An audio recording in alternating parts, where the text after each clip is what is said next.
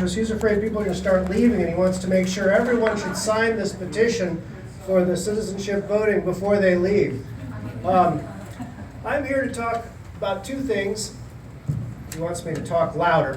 I'm here to talk about two things: voting irregularities and administrative law. Now, but I want to start by talking about something else, and that's power. You know, about 20, 30 years ago, when I first started thinking about politics, and not very clearly, I began to get the impression that the people that I liked all acted like a bunch of old ladies at the country club deciding what the menu was, and that the people I didn't like all acted like a bunch of mafiosi sitting around the table figuring out who's going to get whacked and who is going to make the money. And I watched this for a while, but I never really thought about it as hard as I should. And we had a hint of that from the speaker earlier, who talked about how we have all these public processes for light rail, but they're all a charade.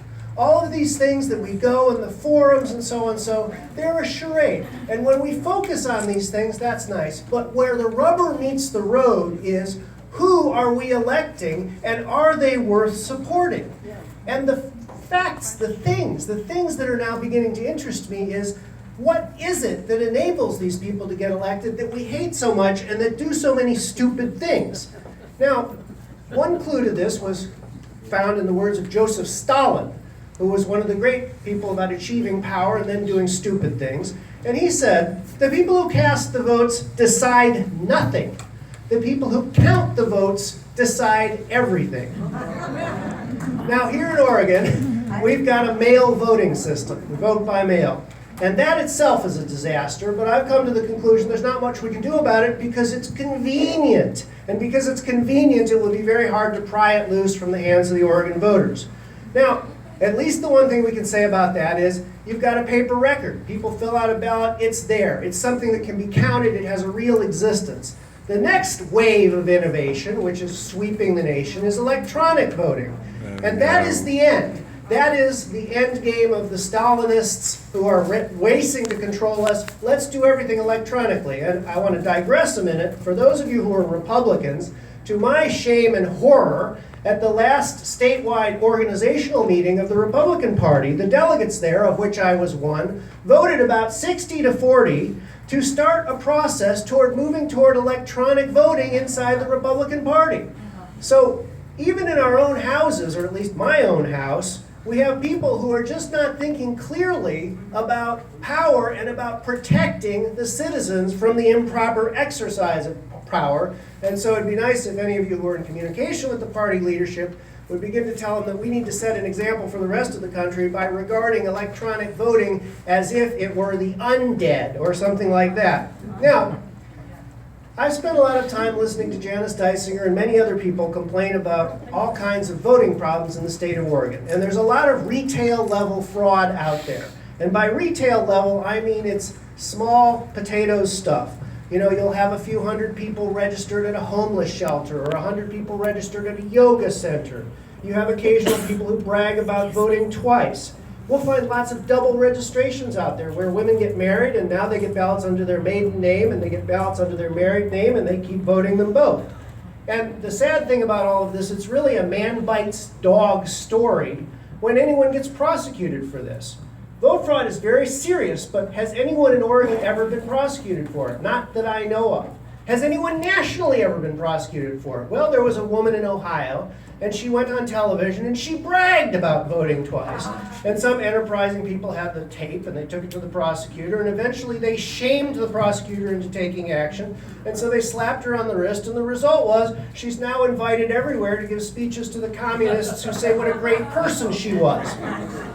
And so she has become a hero of the left for being a criminal. And this, by the way, is one reason the left is so successful, because they have people who are willing to take these kind of steps to help the left achieve power, and then when they do that and when they're punished, the left circles around them and protects them like rabid dogs.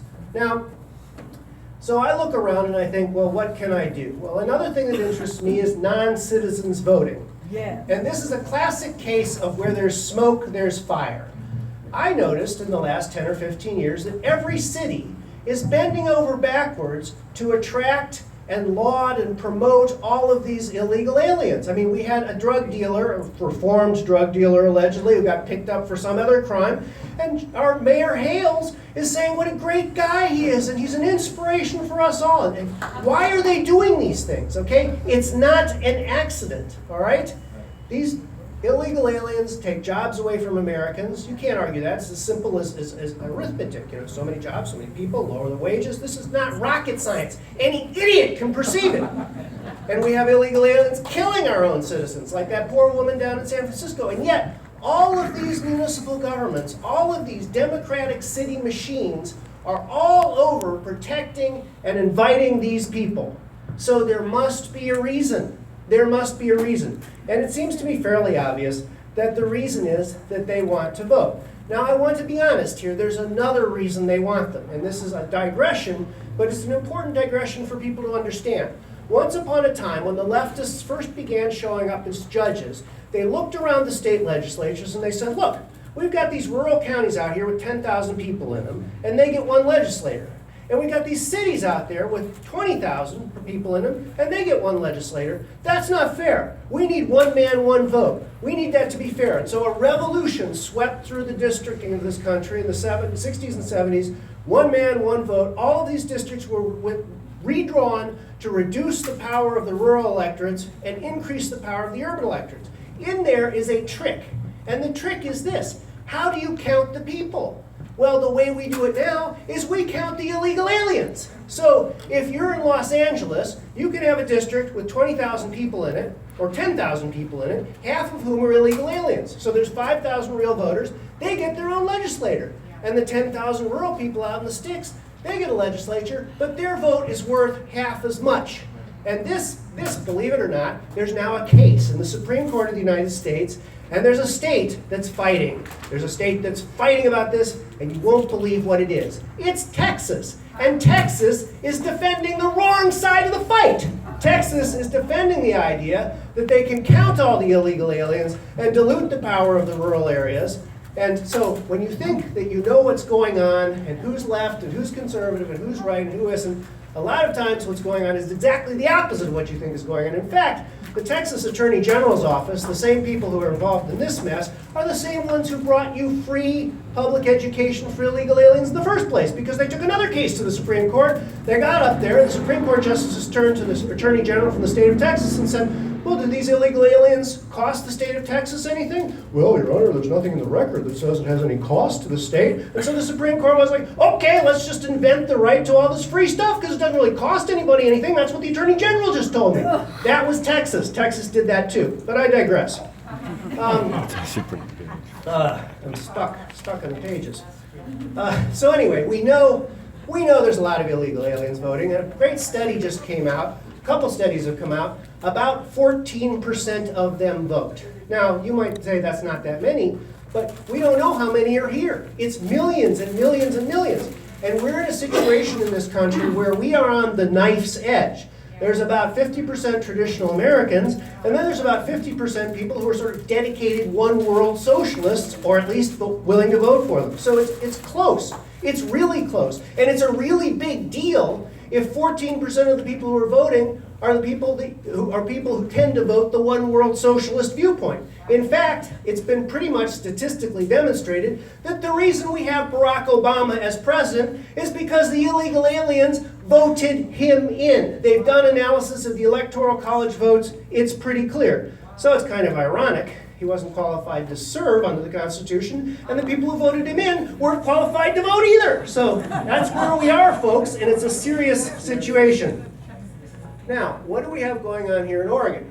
Well, in Oregon, we have voter registration forms or automatic registration forms, and nobody bothers to check if anyone's a citizen or all. They just don't do it, they won't do it, and now there's a whole bunch of federal litigation, which the Secretary of State of Kansas lost, that said that the states have to use a federal form, and maybe they're not even allowed to check, and that battle is going to go on and on and on. It's very clear under the constitutions that states have the right to set the qualifications for voters, but there's lots of federal judges, as we know from recent Supreme Court decisions, who can't read or decide anything that's contrary to the leftist result that they want. So anyway, I've been fumbling around thinking of what can I do that's sort of useful because I don't have any billionaire friends, so I can't run for office. And I've come to the conclusion that one of the last hopes for meaningful change in Oregon is the initiative process. Because with the initiative process, we can actually bypass all the crooks we elected by mistake and bypass all the crooks who got elected even though we didn't want them, and we can set a particular policy whether the crooks like it or not. So my initiative, it's Mike Nierman's initiative too, we're the two chief sponsors. Yeah, thanks to Mike, is to require citizenship to vote. Now, I have it up here. It's a very simple little thing. It started off simple, and I want to explain why it's so complicated, because it'll help you realize just how crazy the courts are. Okay, so proof of United States citizenship, required to register to vote in all elections. And we went around and around on this. Maybe it should have just been Oregon elections. Maybe if we reach out for the federal elections, we went too far. We'll find out. Proof shall consist only of the voter presenting the state with this stuff or the registrar getting it, the following documents: passport, certificate of naturalization. And my approach was to list 2 or 3, but we were advised by the experts in the field that you had to list all of them because everyone that you didn't list would result in another class action lawsuit from these people and these people and these people. So if we could slide down to number 10, down on the bottom here, we have 10 different kinds of these things. And then we come to this horrible mess here. And this says, what about the poor schmuck who doesn't have any of these things, okay?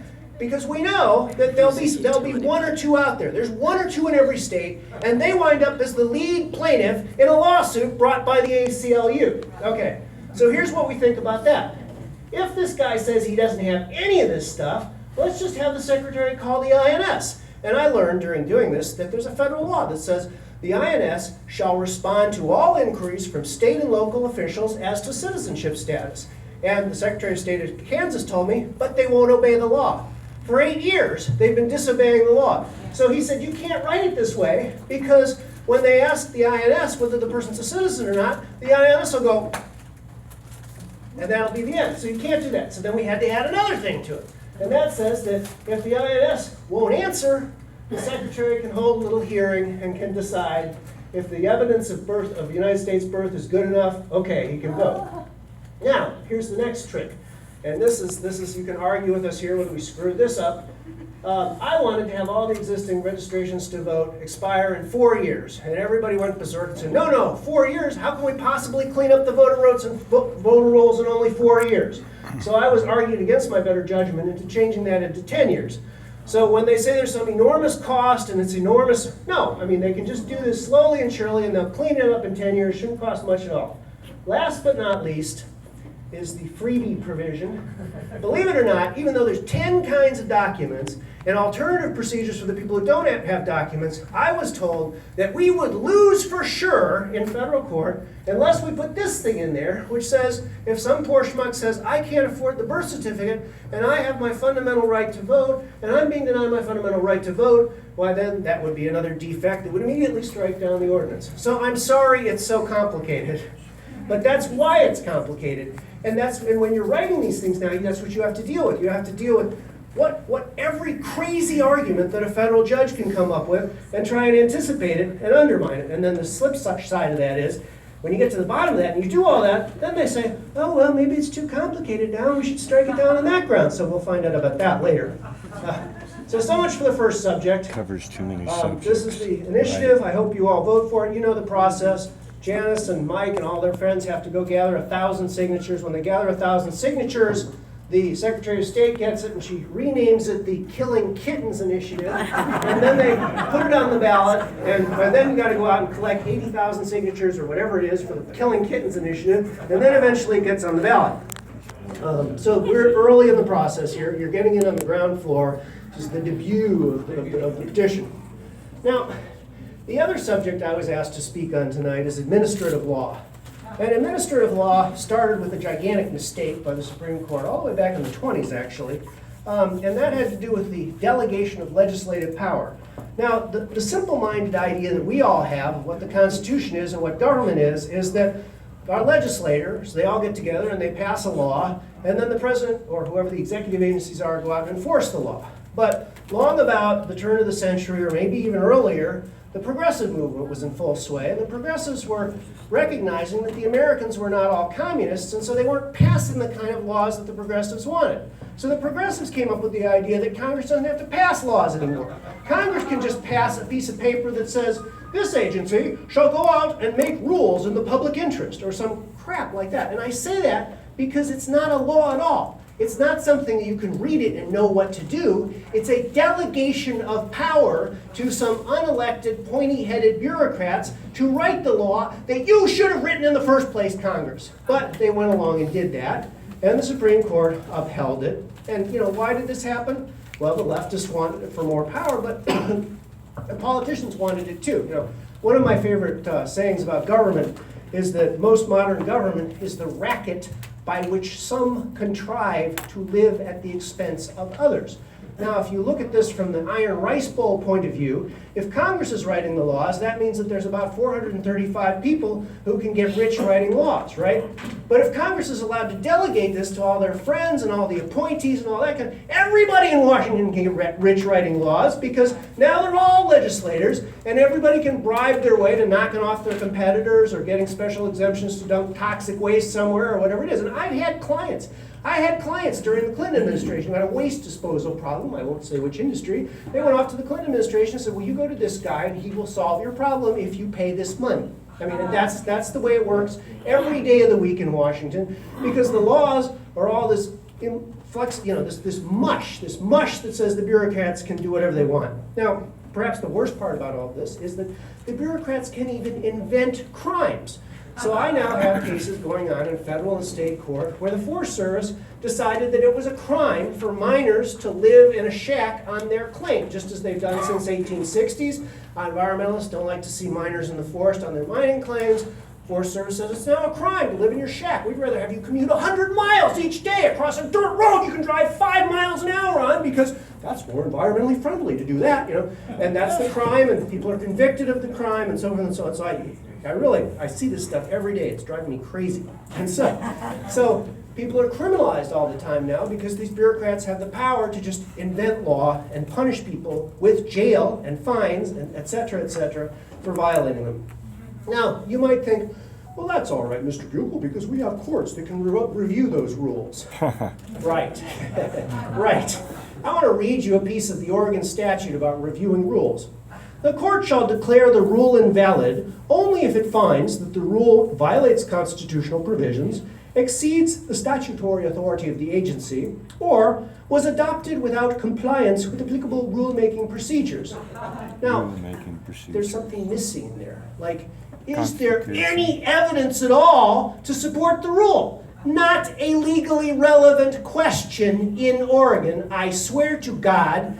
And 5 or 6 years ago, during one of my occasional forays down to Salem in an attempt to improve things, we met with some of the legislatures. We said, why don't you make this state, bring the state into the 21st century or something? Why don't we actually require that the agencies have some evidence before they adopt a rule? None. That just wasn't even a starter down in Salem, because there wasn't a Democrat anywhere within 100 miles who would support something that said the agencies had to have evidence before they adopted rules. That was just beyond the pale. So that's the Oregon law. Now, what has happened, though, that is even worse, is now we have a new doctrine that has arisen, and frankly, the Republicans have been as guilty about this as the Democrats. One of the worst offenders of all was Justice Antonin Scalia, who's traditionally regarded as a good conservative justice. He, however, was a government lawyer who grew up defending agencies in court, and so he invented a rule, or at least grossly expanded it, called the doctrine of deference to administrative action. And what that means is, when you think you are dealing with a judge whose job it is to decide what the law is and whether the agency has applied the law to the facts and so forth and so on, you were wrong. You were dealing with a potted plant. Because the doctrine of deference to administrative action says that we're only judges. And Congress has empowered all these specialized, super-duper people to make these tough decisions, and it's so complicated, and it has science in it. And that's icky. We don't want to soil our hands with that. And so whatever the agency says, it just must be right. And I deal with that every day of the week. And it is now so entrenched that in my life and the type of work I do, I will go to meetings with scientists. I'll never forget one we had about 15 years ago. It was with the EPA.